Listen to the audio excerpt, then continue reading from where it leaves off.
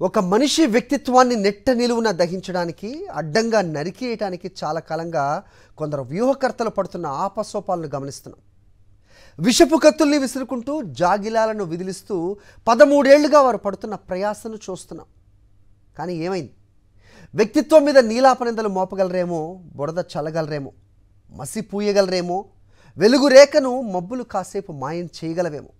అది త్రుటికాలం మాత్రమే. నిక్కమైన వ్యక్తిత్వాన్ని కూడా మబ్బులు శాశ్వతంగా మాయం చేయలేవు. ఘంటసాల గాత్రం మాధుర్యం కారణంగా భగవద్గీతలోని శ్లోకాలు కొన్ని తెలుగు వారికి బాగా పరిచయం అయిపోయాయి. నైనం చినంతి శస్త్రాని నైనం దహతి పావక అనే శ్లోకం కూడా అందులో ఒకటి. ఆత్మ ఎట్టి ఆయుధం చేతనో ముక్కలు చేయబడదు, అగ్ని చే కాల్చబడదు, నీటి చే తడుపబడదు, వాయువు చే ఎండిపోదు అని దాని తాత్పర్యం. వ్యక్తిత్వం కూడా అటువంటిదే. ఎటువంటి ఆయుధం చేతనో ముక్కలు చేయబడదు, అగ్ని చే కాల్చబడదు. జగన్మోహన్ రెడ్డి వ్యక్తిత్వ హనన కార్యక్రమాన్ని ఒక ధారావాహికగా కొనసాగిస్తున్న తీరును గురించి ఇప్పుడు మాట్లాడుకుందాం. తెలుగు నేలపైనున్న ఒక బలమైన వర్గం చాలా ముందు చూపుతో మీడియా రంగంలోకి బ్రూటల్ డామినెన్స్ ను ఏర్పాటు చేసుకోగలిగింది. ట్రెజర్ హంట్ చేయాలన్నా, పవర్ హంట్ చేయాలన్నా మీడియా కంటే పదునైన ఆయుధం లేదనే సంగతిని ఈ వర్గం గుర్తించింది. ఆయుధం మీద ఆధిపత్యాన్ని సంపాదించగలిగింది. ఎన్టీ రామారావును అధికార పీఠంపై ప్రతిష్ఠించగలిగింది. ఆయన వల్ల తమ వర్గానికి అనుకున్నంత మేలు జరగడం లేదన్న గ్రహింపు కలగ్గానే చంద్రబాబును ప్రత్యామ్నాయంగా నిలబెట్టిన వైనం సరిగ్గా 3 దశాబ్దాల క్రిందటి చరిత్ర. మీడియా తుపాకీ ట్రిగ్గర్ ను చంద్రబాబు నొక్కగానే ఎన్టీ రామారావు కుప్పకూలిపోయాడు. అప్పట్నుంచి చంద్రబాబు ఆయన మిత్ర మీడియా తోడు నీడలా కలిసిపోయారు. నీకింత నాకింత అనే డ్యూయట్ పాడుకుంటూ రాజ్యాధికారాన్ని వారు అనుభవించసాగారు. ఎదురు నిలబడే వారి మీద మీడియా వెపన్ను గురిపెట్టారు. ఎన్టీ రామారావే వీరి ముందు నిలబడలేకపోవడంతో చాలా మంది భయపడ్డారు. ఒక్క రాజశేఖర్ రెడ్డి మాత్రమే వారిని ధిక్కరించి నిలబడ్డారు. చాలా కాలం పాటు వారిని ఎదురించారు, విజయాలు సాధించారు. కానీ దురదృష్టం, ఆయన అకాల మరణంతో బాబు కూటమి మళ్లీ బుసలు కొట్టింది. వైఎస్ఆర్ మరణించిన రోజునే తమకు భవిష్యత్తులో ధీటైన ప్రత్యర్థి కాగల యువకుణ్ణి వారు గుర్తించగలిగారు. ఆ రోజు నుంచే జగన్మోహన్ రెడ్డిపై దుష్ప్రచారం మొదలైంది. ఇప్పటికీ 15 ఏళ్లు దాటింది. చంద్రబాబు పార్టీ ఎల్లో మీడియాగా పేరుపడ్డ ఆయన మిత్ర మీడియా జగన్మోహన్ రెడ్డిపై నిరంతరాయంగా దాడులు జరుపుతూనే ఉంది. దేశాల మధ్య జరిగే భీకర యుద్ధాల్లో కూడా కొన్ని నియమాలుంటాయి. శత్రు దేశాల మీద రసాయన బాంబులు వేయడం, విషవాయువుల్ని వెదజల్లడం వంటివి నిషిద్ధం. కానీ ఎల్లో మీడియాకు ఇటువంటి విధి నిషేధాలేవీ లేవు. జగన్మోహన్ రెడ్డిపై ప్రయోగించని అస్త్రం లేదు, చెయ్యని ప్రచారం లేదు. కానీ జగన్ తట్టుకున్నారు. తట్టుకొని జనబలంతో నిలబడ్డారు. ఘన విజయాలను నమోదు చేయగలిగారు. అస్త్రములే విఫలమాయే, శస్త్రములే వికలమాయే అనుకుంటూ ఎల్లో మీడియా కూటమి నిర్వేద స్థితిలోకి జారిపోయింది. బీజేపీని బతిమాలుకొని వారి అండతో బాబు కూటమి ఒక సాంకేతిక విజయాన్ని సాధించగలిగింది. సాంకేతిక విజయంతో గద్దెనెక్కిన ఈ 6 మాసాల్లో 1/2 డజనుకు పైగా దారుణమైన నిందల్ని జగన్ పై మోపి తమ సూపర్ 6 వైఫల్యాన్ని చర్చలోకి రాకుండా నెట్టుకొచ్చే ప్రయత్నం చేశారు. 1/2 డజన్ నిందారోపణలు సూపర్ 6 వైఫల్యాలుగా ఈ 6 మాసాల పుణ్యకాలం గడిచిపోయింది. తాజాగా సెకీ ఒప్పందంపై ఎల్లో మీడియా దేవతా వస్త్రాలతో ఊరేగుతూ ఎంత కంపనం పుట్టిస్తుందో ఇప్పుడు చూస్తున్నాం. సెకీ అనేది ఒక కేంద్ర ప్రభుత్వ సంస్థ. రాష్ట్ర ప్రభుత్వం విద్యుత్ కొనుగోలు ఒప్పందం చేసుకుంది ఈ కేంద్ర ప్రభుత్వ సంస్థతో. అది వ్యవసాయ రంగానికి నాణ్యమైన, నికరమైన ఉచిత విద్యుత్ను అందజేయడం కోసం. జగన్ కంటే ముందు అధికారంలో ఉన్న చంద్రబాబు సౌర విద్యుత్ కోసం ప్రైవేటు సంస్థలతో ఒప్పందాన్ని చేసుకున్నారు. ఆ సంస్థలకు ఆయన సగటున యూనిట్కు ₹5.90 కట్టబెట్టారు. జగన్మోహన్ రెడ్డి సెకీతో చేసుకున్న ఒప్పందం ప్రకారం యూనిట్ ధర ₹2.49 ఎక్కువ ధర చెల్లిస్తూ ప్రైవేటు సంస్థలతో చేసుకున్న ఒప్పందంలో స్కామ్ ఉండే అవకాశం ఉంటుందా? సగానికంటే తక్కువ రేటు పెట్టి ప్రభుత్వ సంస్థతో చేసుకునే ఒప్పందంలో స్కామ్ ఉంటుందా? అదనపు ఛార్జీలంటూ దీనికేదో మెలిక పెట్టే ప్రయత్నాన్ని ఎల్లో మీడియా కొనసాగిస్తోంది. కానీ దీనికి అంతరాష్ట్ర ట్రాన్స్మిషన్ ఛార్జీలను వర్తింపజేయడం లేదని సెకీ రాష్ట్ర ప్రభుత్వానికి రాసిన లేఖలో స్పష్టంగానే పేర్కొంది.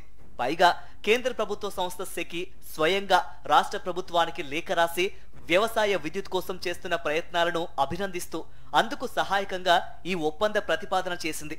ఈ ఒప్పందంలోని 3 కీలక అంశాలను పరిశీలించాలి. మొదటిది, ఇది కేంద్ర రాష్ట్ర ప్రభుత్వ సంస్థలకు మధ్య జరిగిన ఒప్పందం మాత్రమే. ఇందులో ఎక్కడా థర్డ్ పార్టీ ప్రమేయం లేదు. 2, రాష్ట్ర చరిత్రలో గతంలో ఎన్నడూ లేనంత తక్కువగా ₹2.49 యూనిట్ సరఫరా చేస్తామని ప్రతిపాదించడం. 3, ప్రత్యేక ప్రోత్సాహకం కింద ఈ ఒప్పందానికి అంతర్రాష్ట్ర రవాణా ఛార్జీలను మినహాయిస్తున్నట్టు చెప్పడం. ఇంత స్పష్టంగా పారదర్శకత ఉన్న ఒప్పందం మధ్యలో స్కామ్ ఏ రకంగా దూరుతుంది? సెకీతో ఆంధ్రప్రదేశ్ ప్రభుత్వం ఒప్పందం చేసుకోవడానికి ముందు అదానీ అప్పటి ముఖ్యమంత్రిని కలిశారని అమెరికా దర్యాప్తు సంస్థ చెప్పిందట. ఎల్లో మీడియాకు ఇది చాలదా? కోతికి కొబ్బరి చిప్ప దొరికినంత సందడి. జగన్మోహన్ రెడ్డికి అదానీ ముడుపులు అందాయంటూ పతాక శీర్షికలు పెట్టి వార్తలు వేశాయి. ఇంతకంటే నీతి బాహ్యత వేరే ఉంటుందా? అత్యంత ప్రజాదరణ కలిగిన ఒక ప్రముఖ వ్యక్తి ప్రతిష్టతో ఆటలాడుకోవడం కాదా? సెకీతో ఒప్పందం, సీఎంను అదానీ కలవడం రెండు వేరువేరు విషయాలు. సౌర విద్యుత్ ఒప్పందానికి సంబంధించినంత వరకు రాష్ట్ర ప్రభుత్వం కేంద్ర ప్రభుత్వ సంస్థతో చేసుకుంది. గతంలో ఎన్నడూ లేనంత తక్కువ ధరకు ఈ ఒప్పందం కుదిరింది. రవాణా ఛార్జీల మినహాయింపు, బోనస్. ఇది రాష్ట్రానికి విజయం, లాభదాయకం. ఇక అదానీ గాని, అంబానీ గాని, ఇతర పారిశ్రామికవేత్తలెవరైనా రాష్ట్రాల ముఖ్యమంత్రులను, ప్రధానమంత్రిని కలవడం సర్వసాధారణమైన విషయం. 14 ఏళ్లు ముఖ్యమంత్రిగా పనిచేసిన చంద్రబాబును అందరికంటే ఎక్కువ మందే పారిశ్రామికవేత్తలు కలిసి ఉంటారు. ఆ భేటీలన్నీ స్కాముల కోసమే అనుకోవాలా? ఒక వ్యక్తి పట్ల గుడ్డి వ్యతిరేకత, ద్వేషం, పగ పేరుకొనిపోయి ఉంటే తప్ప ఇంత దిగజారుడు ప్రచారం సాధ్యం కాదు. ఇక్కడ రాష్ట్ర ప్రభుత్వానికి ఇంకో కష్టం వచ్చి పడింది. గద్దెనికి 6 మాసాలు కావస్తున్న ఎన్నికల ముందు వారు హామీ ఇచ్చిన సూపర్ 6 పథకాలు ఒక్క అడుగు కూడా ముందుకు పడలేదు. నిరుద్యోగ యువతకు నెలకు 3,000 రూపాయల భృతి ఇస్తామన్నారు. ఇవ్వలేదు సరికదా, ఎప్పటి నుంచి ఇస్తారో కూడా చెప్పలేదు. స్కూల్కు వెళ్లే ప్రతి విద్యార్థికి నెలకు 15,000 రూపాయలు ఇస్తామన్నారు. ఇప్పుడు దాని ఊసెత్తడం లేదు. గత ప్రభుత్వం ఇచ్చిన అమ్మ ఒడిని ఎత్తేశారు. ప్రతి రైతుకు ఏటా 20,000 రూపాయల సాయం చేస్తామన్నారు. రైతు భరోసాను ఎత్తేశారు తప్ప కొత్త సాయం గురించిన ఆలోచనే చేయలేదు. ప్రతి మహిళకు నెలకు 1,500 రూపాయలు ఇస్తామన్నారు. అది మర్చిపోయారు. ప్రతి మహిళకు ఉచిత బస్సు ప్రయాణం అదిగో ఇదిగో అనడం తప్ప ఆ బస్సు ఎప్పుడొస్తుందో తెలియదు. ఏడాదికి 3 ఉచిత గ్యాస్ సిలిండర్ల హామీకి గాను ఈ ఏడాదికి 1 సిలిండర్తో సరిపెట్టారు. సూపర్ 6లోని 5 హామీలను అటకెక్కించి ఒక్క దాంట్లో 3వ వంతు నెరవేర్చారన్నమాట. హామీల అమలులో ఈ దారుణ వైఫల్యం పట్ల సహజంగానే ప్రజల్లో అసంతృప్తి బయలుదేరింది.